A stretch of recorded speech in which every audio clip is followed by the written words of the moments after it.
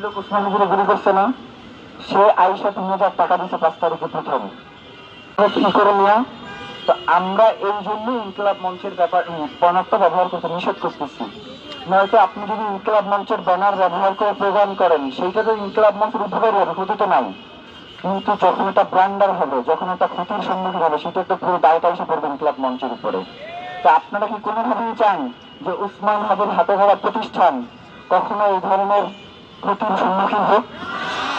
তো যার কারণে আমাদেরকে এটুকু সহযোগিতা করতে হবে। আর আরেকটা ব্যাপার যেটা, সেটা হচ্ছে যখন দেখবেন যে কেউ তার স্ত্রী, তার সন্তান এর থেকেও বেশি উসমান হাদির জন্য করবার চেষ্টা করতেছে বা করতেছে, তারা সন্দেহ চোখে দেখবেন। কারণ এই যে লোক উসমান হাদির গুলি করছে না, সে আইসা ৩,০০০ টাকা দিচ্ছে ৫ তারিখে প্রথম। উসমান হাদির আপনারা জানেন যে উসমান হাদি ক্রাউড ফান্ডিংয়ের মধ্যে দিয়ে তার ইলেকশনটা পরিচালনা করবার জন্য করছিল। আইসা জোর করে ৩,০০০ টাকা দিয়ে গেছে, ওকে ঠিক আছে।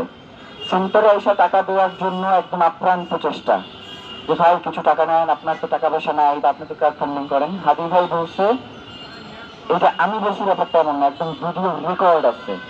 মানে ওরা যে ৫ লাখ অনুষ্ঠান আওয়াজ ছড়াইতেছে, ভিডিও রেকর্ড যদি আল্লাহ আসলে ব্যবস্থা করে দেয়, ভিডিও রেকর্ড না থাকলে তো ওরা এইটারে এই বাংলাদেশের সুশীলদের মাধ্যমে এস্টাবলিশ করতো। ওই ভিডিও রেকর্ডে স্পষ্ট আছে, হাদিদাই বলছে যে আমরা ১ টাকাও চাই না, এবং আপনার যদি আমাদেরকে টাকা দিতেই হয় সেটা আপনি এভাবে দিবেন কেন, আমরা ক্রাউড ফান্ডিং এর জন্য দিচ্ছি না, ব্যাংক অ্যাকাউন্ট করে দিচ্ছি না, ওইখানে যাদের মন চাইবে তারা দেবে, আমরা হাতে কোনো টাকা নেব না। এবং আপনারা যে কাজটা করবেন সেটা হচ্ছে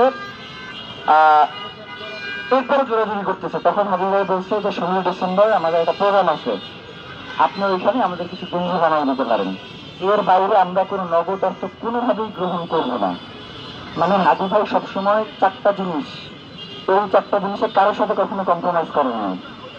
সততা, তার বাসায় বাজার হইতে না এমন দিনও গেছে, মানে টাকার জন্য ব্যাপারটা এমন না, ওটা বাসায় যেতে পারবে, বাজার করবে কি, বাসায় শুধুমাত্র তার স্ত্রী এবং সন্তান থাকতে, বাইরে তার বাসায় কেউ থাকতো না। আর তার সন্তান তো ১০ মাস বয়স, তাকে রেখেও বাহিনী বের হওয়া সম্ভব না, যার কারণে এমনই দিন হয়েছে বাসায় বাজারে যায় না। কিন্তু এর পরেও তিনি কখনোই তার বিশ্ববিদ্যালয়ে যে কয় টাকা বেতন পাইতো এবং সাইপ্রাস থেকে যে কয় টাকা ইনকাম করতো, এর বাইরে ১ পয়সাও তিনি কোনোদিন গ্রহণ করেন নাই। ইনকিলাব কালচারাল সেন্টারের যত টাকা সবকিছু আমার মাধ্যমে ঢুকতো ইনকিলাব কালচারাল সেন্টারে, এবং আমাদের ফাহিম এবং রাহিম আছে ওদের মাধ্যমে ঢুকতো। মানে হাদি ভাই কখনো টাকা পয়সার মধ্যে ঢুকতোই না, সে সবসময় মনে করতো যে আমি যেহেতু একটা দায়িত্বে আছি, এখন টাকা পয়সা দিয়ে যদি আমি করি, মানুষ তো মনে করতেই পারে যে হচ্ছে হাদি ভাই হয়তো টাকা দিয়ে অন্য কিছু করতেছে বা অন্য কিছু করবার পরিকল্পনা করতেছে, যার কারণে সে টাকাটা কোনোদিন ছুঁয়া পর্যন্ত দেখছে না। আপনারা দেখছেন না একজনে তার পকেটের মধ্যে এসে টাকা ঢুকিয়ে দিয়ে গেছে, দেখছেন না? ওই টাকার আবার রিসিপ্ট কাইটা তার কাছে পৌঁছে দিয়ে গেছে হাদি ভাই নিজে থাকতেই।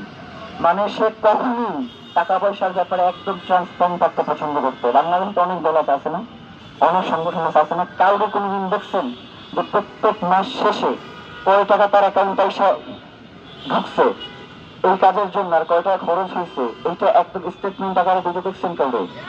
হাদি ভাই এটা প্রত্যেক মাসে করতো।